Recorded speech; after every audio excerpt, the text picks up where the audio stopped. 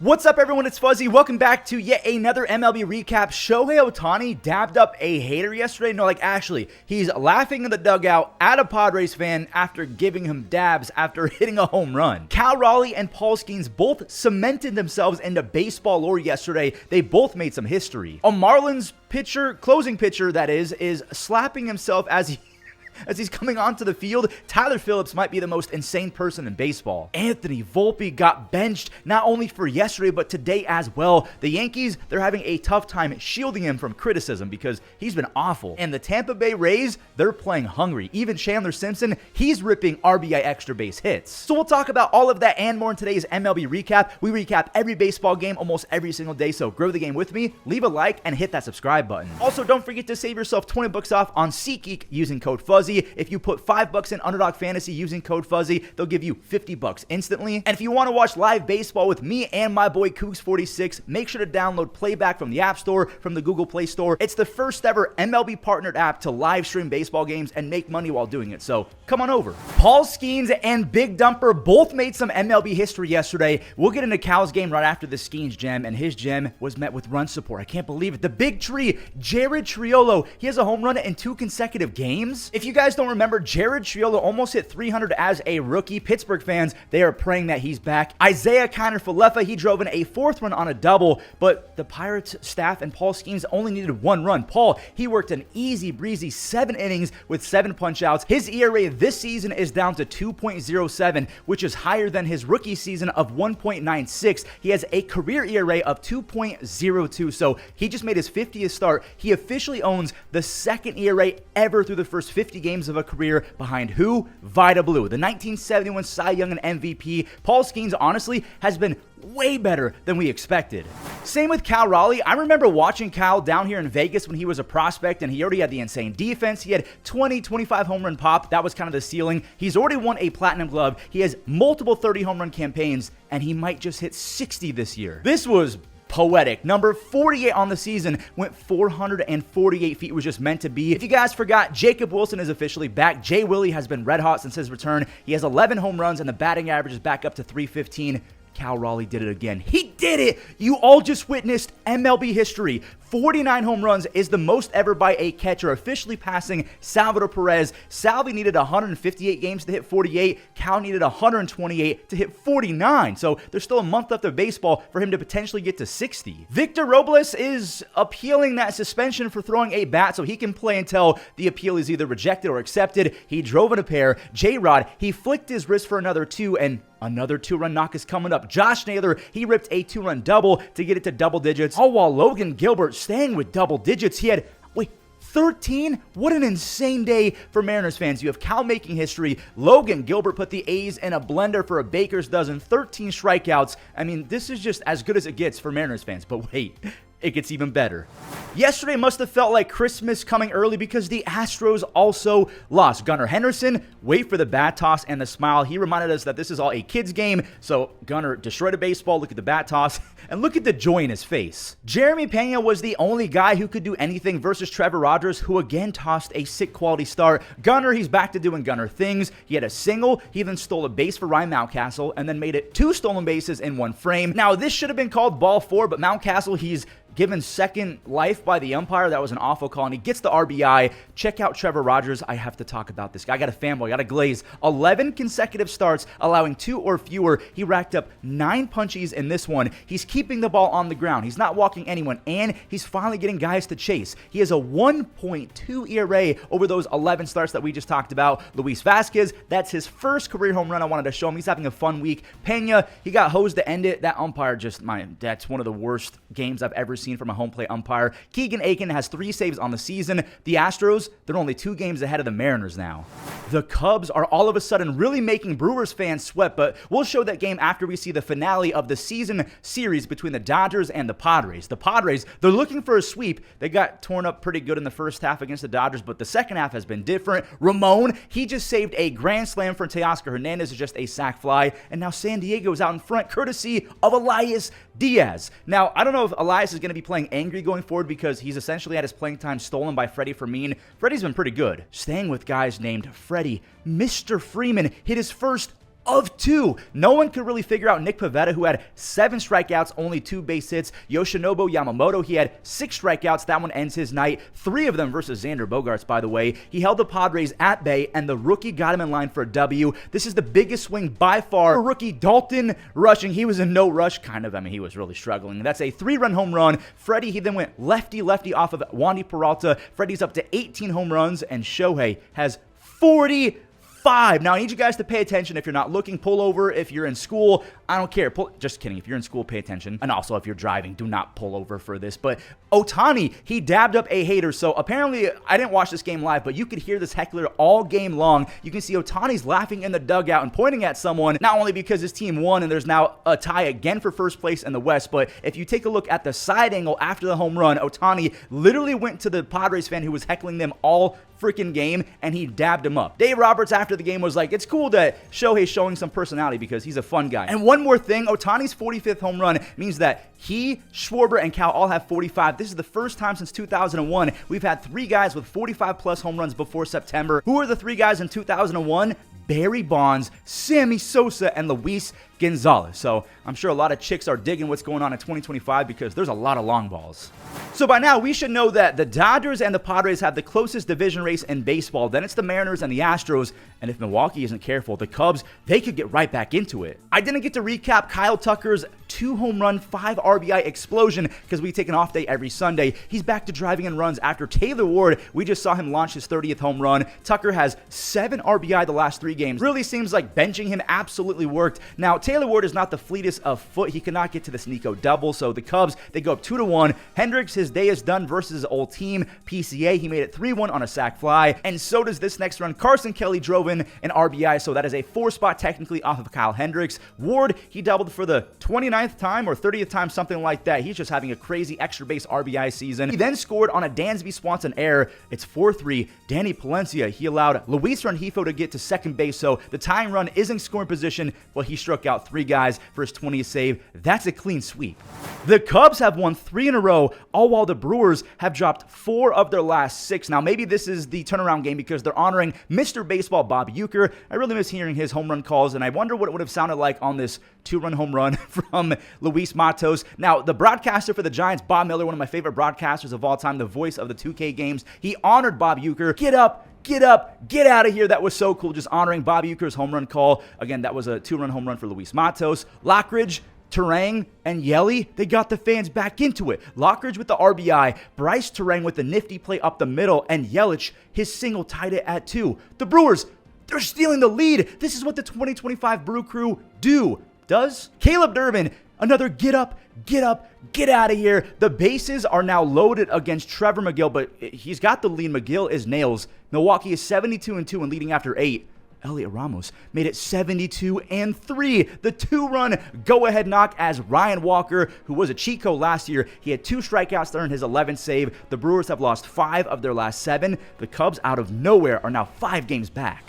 Continuing the 5 games back conversation, I need to shout out the Rangers for getting back into the wild card and sending the Guardians to a 5-game losing streak and 5 games back after being so close. Rowdy, he won the game in the 4th with a loud home run, 426 feet to deep right center into his own bullpen. Wyatt Langford, it's not a 2-run home run, but it counts the same 2-run single. He also stole 2 bases. He has a 400 on base since early June. He has 10 outs above average on the season. You're about to see why. Merrill Kelly, he has been such a nice upgrade. He was out of his mind in this one, 8 strikeouts, and look at him getting some help from Wyatt Langford. That's why he has 10 outs above average on the season. Jock, he wants Jocktober. This is another clean sweep. The Rangers are ahead of the Guardians now in the wild card at 4.5 games back. The Rangers, they can go DeGrom, Nathan Eovaldi, Merrill Kelly as one of the best trios in baseball. Jack Leiter has been better. Tyler Mahle is coming back from rehab. Got to watch out for the Rangers, although Marcus Semien is out for the rest of the season, so who knows what that means. Wild card conversations, huh? Well, we got 2 wild card teams coming up. We just saw a sweep. The Yankees are trying to avoid a sweep to their arch nemesis, the Boston Red Sox. Jazz, this was one of his most emotional games, if not the most emotional, because he posted that he recently lost someone, and he's been playing like a superstar. The fact that he has even more motivation now is insane. That right there was his 100th career home run. You can see in the dugout, he's getting pretty emotional with Aaron Judge. Jazz has 23 home home runs and 22 stolen bases with an insane 7 outs above average at second. Remember, he did not play second base full-time till like a couple weeks or months into the season. The big sleep, he's back to adding more big flies. Trent Grisham had 2 home runs. Dustin May, he just could not miss bats. I mean, look at Grisham. Again, he's still going off. His second multi-home run game of the week. He's up to 25 home runs. Now, Carlos Rodon, he couldn't really miss bats either, but he got a ton of ground balls. He really wanted this ball 4 feet outside to be a strike 3, and that's never going to be a strike. So they brought in Luke Weaver versus Nathaniel Lowe, who dropped in another RBI knock. He has 7 runs batted in his first 6 games. He might be pulling an Andrew Vaughn with the Brewers. Weaver, he did strike out Jarren Duran, so he's out of the jam. Jazz, he has 24 home runs now, a second home run. This was off of relief pitcher Walker Buehler. Man, it is getting bad and ugly for Walker Buehler. Jazz points to the heavens as the Yankees, they avoid the sweep, but we're not done talking about the Yankees. Coming into that game, the Red Sox had won 8 consecutive games against New York, and guess who wasn't in the game as soon as the Yankees won? Anthony Volpe. Jose Caballero got the start. Now, Volpe, in a game that we were not able to recap, he threw a ball into the camera well for his MLB worst 17th error, but on top of that, he's also hitting 121 with a pathetic 171 on base his last 20 games. I think that Max Fried could put up better numbers in the box. Fried he was actually pretty good as a hitting pitcher. On the season, Volpe is down to a paltry 208 batting average with a career low 274 on base. The Yankees, they're showing how to not treat rookies. I'm talking about from Anthony Volpe to Jason Dominguez to Oswald Peraza. Like, honestly, this is shameful. Not one demotion down to AAA for Anthony Volpe ever. Volpe, I guess, is just the pride and joy of Jersey, and his favorite player was Derek Jeter, and he's the next Derek Jeter, so I guess he's off limits. Maybe that's changing because as of right now, Volpe was not only benched from yesterday's game where the Yankees won, but he's going to be benched again. So 2 consecutive days off, but he said he's going to be back on Tuesday because he's a gamer. I mean, if you're a Yankees fan, you probably just don't want to see that because he's been absolutely abysmal the last month. Do you guys remember a decade ago or something like that when Evan Longoria had a walk-off home run on the final day of the season to get the Rays into the playoffs? Why am I kind of getting similar vibes right now? Now, obviously, that team was for sure better, but this team is young and hungry. Christopher Morel and Junior Caminero, they both have some of the fastest bat speeds in all of baseball. Morel has 10 home runs now, and Junior, he has the fastest bat speed. He's up to 37 home runs and 91 RBI thanks to the grand slam. Chandler Simpson, the speedster, even had a big day. He's already walked and singled, so this is his 3rd time on base. It's a 2-run triple to boost that slugging percentage. It's kind of disrespectful to play Chandler Simpson that far in, but I kind of get it. Simpson has 2 base hits in 3 consecutive games. He has a 350 on base and 6 stolen bases his last 12 games. Pepio, he only allowed 1 base hit over 5. The Rays, they're 6.5 games back of a wild card spot. What do you think about them?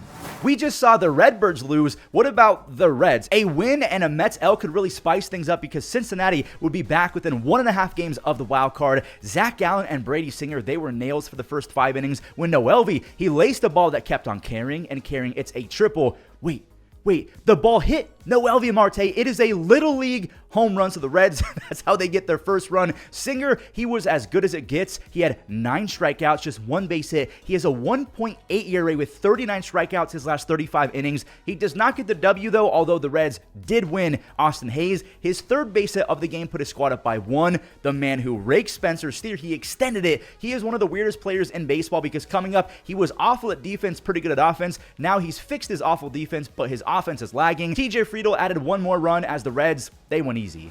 Reds fans are praying for a Mets loss more than me when I was 7 years old praying for a Nintendo DS and Pokemon Ruby. By the way, no, I was never able to get Groudon, so I'm still kind of mad about that. Anyways, Mark Vientos, he just hammered a 2-run home run. This is after a 2-home run game from the day before. He has 5 home runs and 11 RBIs his last 7. And by the way, I hope that this kid coming up has Apple Care. He tried to catch a foul ball with his phone in his hand. At least he got the ball. Oh my God, the Braves, they're back in it. Peterson, he was so close to 6 dominant frames. I mean, he was locked in when Sean Murphy, he blooped in a 2-run single. Now make it 2 2-run singles for the Braves. Reds fans are geeked out of their mind because Profar dunked it in. Cedric Mullins, he's been playing terrible defense all year. Don't get it twisted. I know he has the occasional awesome web gem, but his defense has sucked this year. He cost the Mets a tie, in my opinion. Juan Soto, he would have tied it if Mullins didn't bobble it out there and maybe threw it home. Rizal, he then popped up Pete and Jeff for his 22nd save. The Braves have won 8 of 13 13 against the Mets this year. They just helped the Reds get back to 1.5 games of the wild card. Honestly, the NL East feels all but wrapped up, even without the Phillies having Zach Wheeler. The Phillies got all they needed from backup catcher Rafael Marchand. He had 6 RBIs his first 32 games this year. He had 3 in this one alone, 2 on a double, 1 more on a walk later. That was all for Ranger Suarez, who again punched out double digits. He has 21 strikeouts his last 13 innings. He has really stepped it up ever since Zach Wheeler went down, and he's going to be out for the rest of the season with those blood clotting things. Again, all prayers up to Zach Wheeler and his family. Ranger goes 7 scoreless, and there was a scary 9th inning. Luis Garcia Jr. ripped a 2-run home run, but Orion Kerkering, he did get it done for his 4th save. The Phillies, they're 7 games up with 32 games left. If you guys don't have popcorn, specifically buttered popcorn, if you don't have butter on your popcorn, you're a freak. This Royals and Tigers game was a movie. Go get some buttered popcorn. Riley Green is up to 31 home runs and 95 RBIs. He's not even 25 years old yet. It feels like he's been in baseball for 5-6 years. Yaz, he has 10 extra base hits and 9 RBIs his first 21 games as a Royal. Bobby Witt Jr. then brought home Yaz, so the Royals, they're answering with the quickness. Jack Flaherty's ERA is about to get torched even more. Vinny, go ball, go! That's 6 home runs in his last 7 games. Vinny Pasquantino, he is so close to 100 RBIs for the first time ever. He has 28 home runs and 92 runs batted in. Salvi, another RBI extra base hit, and check this out. Adam Frazier, he made it 7 consecutive hits off of Jack Flaherty with 2 outs. Flaherty is nearing a 5 ERA on the season. Like I said, though, this was a movie. Jahmai Jones, he cleared the bases. Dingler, he's about to just cannonball into home plate. It is 6-4. Wencel Perez, he just yanked one. It is now 6-5. And Dylan Dingler, he doubled to even the score. Look at this. Maikel Garcia, he forgot to put on his moon shoes. McKinstry put the Cats up by 1. But that didn't last long as Kyle Isbell, he sliced one to left field for not just 1, 2 RBIs. India, he sprinted around from second base. Not going to show up, but Isbell scored on a wild pitch, and Maikel Garcia, he ripped his 13th home run. He has 22 stolen bases as well with great defense. Torkelson, he is inching closer and closer to 30. He has 28 home runs. Do the Tigers have a rally in their system? No. Carlos Estevez, he was out there for his 34th save. He goes 1-2-3. The Royals, they're 3 games back of the Mariners for the wild card.